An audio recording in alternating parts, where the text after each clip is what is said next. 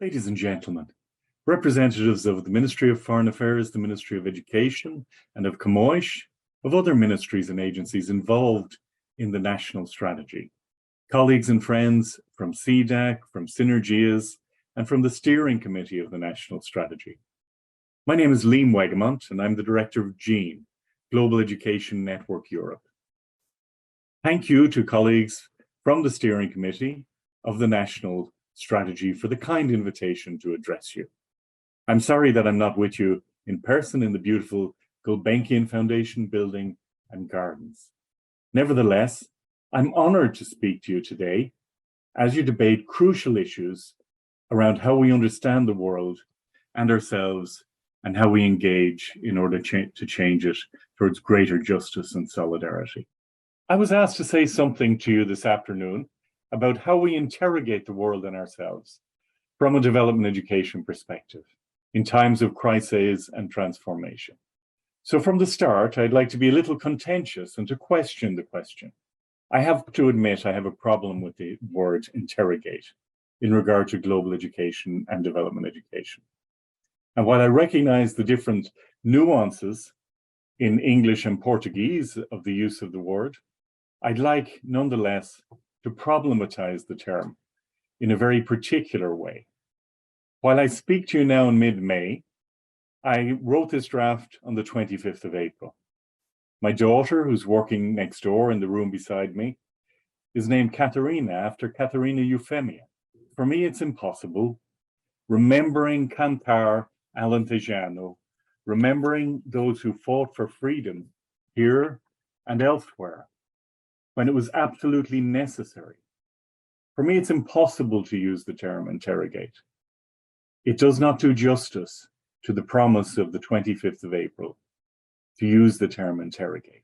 So I would say no to the interrogation of the world and of ourselves as bespeaking a violence that does not do justice to our past or to our future.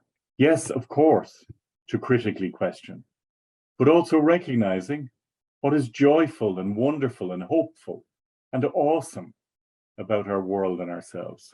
I believe that we may have veered too much in our embrace of criticality away from fundamental educational principles, like starting where people are at, learning together, affirming people in all their joyful diversity, building common cause through learning, and simply recognizing the joy and the wonder of the world and of people. The Irish educationalist and professor of equality studies, Kathleen Lynch, once spoke in a different context of the challenge of relying too heavily on critical theory.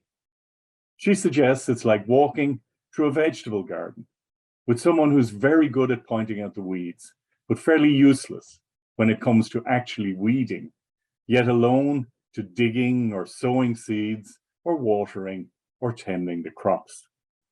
Put simply, no amount of more critically enlightened development education is going to get us out of the mess we're in. We need to respond to current challenges, transformations, and complexity in ways that are more fruitful, more affirming, more life-enhancing. But how to do that? Well, Edgar Morin, in his marvelous UNESCO book, 7 Complex Lessons in Education for the Future, suggests that there are 2 ways to do it, to confront the uncertainty of action in a complex time. The first is to be fully aware that we're taking a bet. This is a wager. It's a chance, but it's a chance we need to take. And the second, he suggests, is having recourse to strategy. And so this is where, for me, hope resides, in the re-emergence of strategy and in learning from each other. I mentioned 3 things in this regard. First, I need to draw your attention to the Dublin Declaration agreed last November. For the first time in 20 years, we have a strategy framework agreed across European countries with clear consensus around how to develop more and better strategies in European countries and with stakeholders in solidarity with peoples globally. I urge you to read the declaration and see just how much consensus there now exists in regard to fundamental and underlying values of solidarity, of justice, of human rights, of sustainability, and of planetary diversity. There is much consensus now for increased and improved global education. In Jean, we also see great hope and gain great inspiration from the process of the Portuguese national strategy. Many years ago, during the development of the first national strategy, Jean was honored to be invited by colleagues from the steering committee, Sergio and Antonio from Camões, Marie-José from the Ministry of Education, and Luisa from CDAC, and others, to accompany your work of developing the first national strategy as external critical friends. We and our colleagues from ministries and agencies across Europe have been learning from you ever since, most recently at our most recent roundtable in late April. We're learning about the process and the content of the national strategy. We are in awe of your work and affirm the quality of your strategy development processes. Seen here today in the people whose ownership of the strategy is a testament to the success of the process. Finally, I want to mention something else that has given great hope to many across Europe working in development education and global education. Funding. Funding has grown in Europe over the last 20 years. In fact, tripling in overall volume across national sources of funding. So we might think that there's reason to be hopeful, to celebrate. And yet, if we compare that funding to, for example, one perfume company, L'Oreal, they have one simple message. Use our stuff. You look better, smell nicer, and you're worth it. During that time frame, they increased funding for advertising of their message from $5 billion to over $10 billion.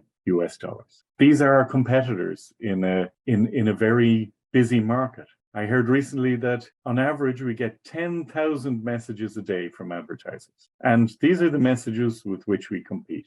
So increased funding for global education in Portugal is an absolute necessity because, of course, you need increased funding if the wonderful aspirations of the national strategy are to be realized. But for us in other countries in Europe, we also need that inspiration because it tells us that increased funding is not only a necessity, but it's also possible. So I'd like to thank you for the inspiration, wish you all the best for your deliberations in what I know will be a continuation of a forum that gives us all great hope. Thank you.